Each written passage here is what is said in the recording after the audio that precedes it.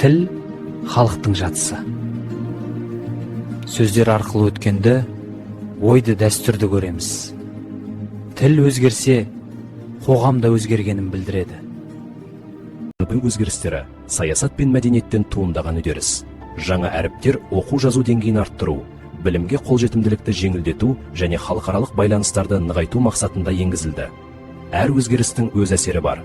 Қазақ тілінің дыбыстық жүйесі үндестік пен буын құрылымына негізделген. Үндестік дауысты дыбыстардың үйлесімі, ал буын ырғағы сөздің дұрыс айтылуын қамтамасыз етеді. Сөз жасам тілдің байлығы. Түбірге қосымшалар қосылып, адам, іс, сапа туралы жаңа сөздер туады. Семантика бұл сөздердің мағынасы мен қолданылуын анықтайды. Тілдің тіршілігі осы туындылар арқылы өлшенеді. Әдеби тілдің нормасы ұлттың біртұтастығын сақтайды. Редакторлар мен мұғалімдер тіл тазалығын қамтамасыз етеді.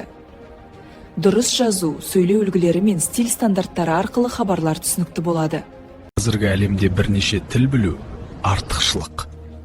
Бірақ ана тілімізді сақтап, цифрлы ресурстар арқылы дамытсақ, тілдің болашағын қамтамасыз етеміз.